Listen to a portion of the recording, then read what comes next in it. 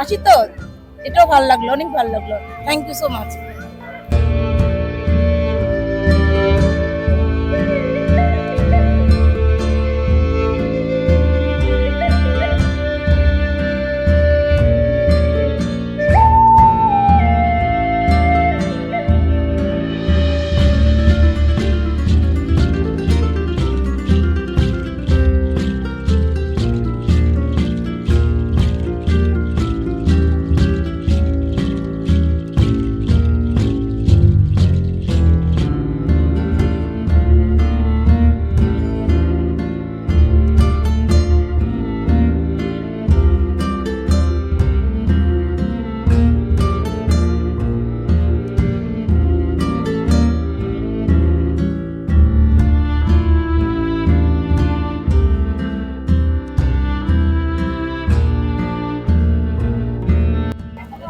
ভোলাগঞ্জ সাদা পাথর প্রতি বছরই আমরা আসি, অনেক চমৎকার, ভালো লাগে, অনেক সুন্দর একটা জায়গা, নিরাপত্তাও ভালো।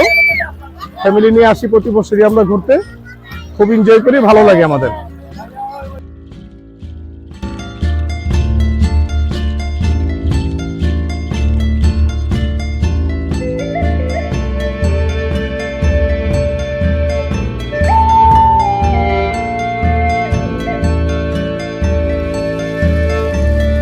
আমরা এই যে এখানে ঘোরা চালাই, আমরা আছি 10-15 জন, 100 টাকা রাইড, এখান থেকে পাথরের কাছে নিয়ে যাই। আর আমাদের মনে করেন দৈনিক 1000-1200 ইনকামও।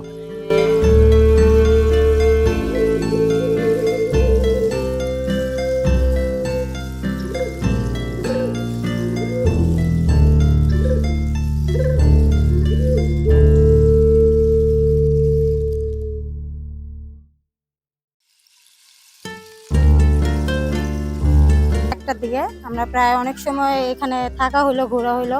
আমি আমার ফ্যামিলিকে নিয়ে আসছি, আমার ভাইয়া ভাবি, আমার আব্বু আম্মু, অনেকদিন প্ল্যানের পরে তারপর আজকে সকালে আইসা এখানে পৌঁছাইছি। অনেক ভালো লাগলো ঘুরে।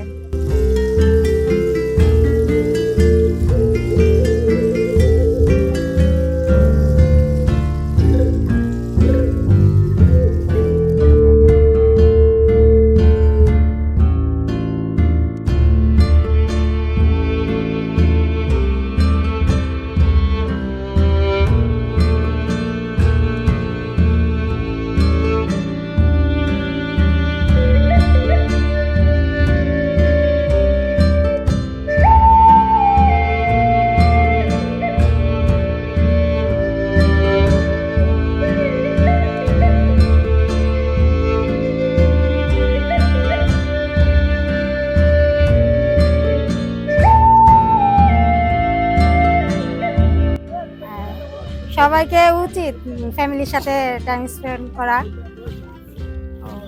অনেক কিছু।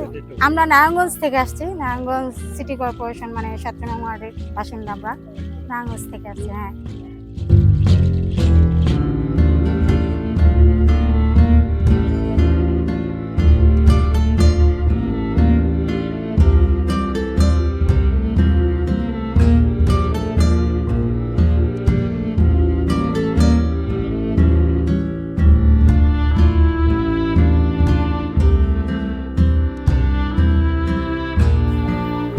আসলে আমাদের এই ভ্রমণে যেটা উল্লেখ করার বিষয় সেটা হলো পানি হয়তো সিজনের মতো পানি নাই, সিজনে যে সময় পানি থাকার কথা সেই পানিটা হয়তো এখন সিজন নাই, যার কারণে পানি কম, কিন্তু তারপরে সর্বোপরি নিরাপত্তা সব দিক দিয়েই ভালো।